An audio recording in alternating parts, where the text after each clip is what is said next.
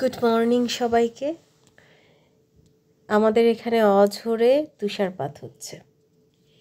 সকাল থেকে বৃষ্টি ছিল, এখন দেখি বৃষ্টি তুষার হয়ে ঝরে পড়ছে।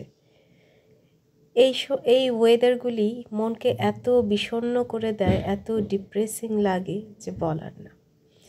তো যাই হোক, আজকে একটা উইকেন্ডে মানুষ শখ করে কত কিছু রান্না করে, বিরিয়ানি, পোলাও, কত কিছুই না করে। আর আমি শখ করে করলাম হাতে বানানো রুটি আর আলু ভাজি।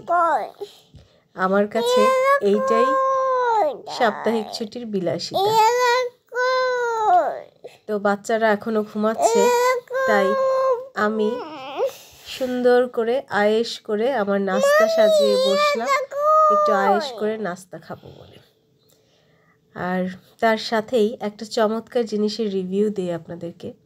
আমি যখন রান্না করি তখন চামচ কোথায় রাখবো, ঢাকনা কোথায় রাখবো, এগুলি নিয়ে খুব ঝামেলা হতো।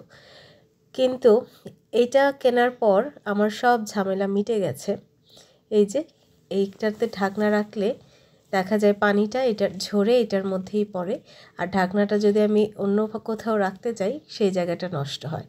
তো এই জিনিসটা, এই ঢাকনা এবং স্পুন হোল্ডারটা খুবই কাজের। যারা আমার মতো রান্না করতে গিয়ে এইসব নিয়ে অসুবিধার সম্মুখীন হয় তারা এটা কিনতে পারে।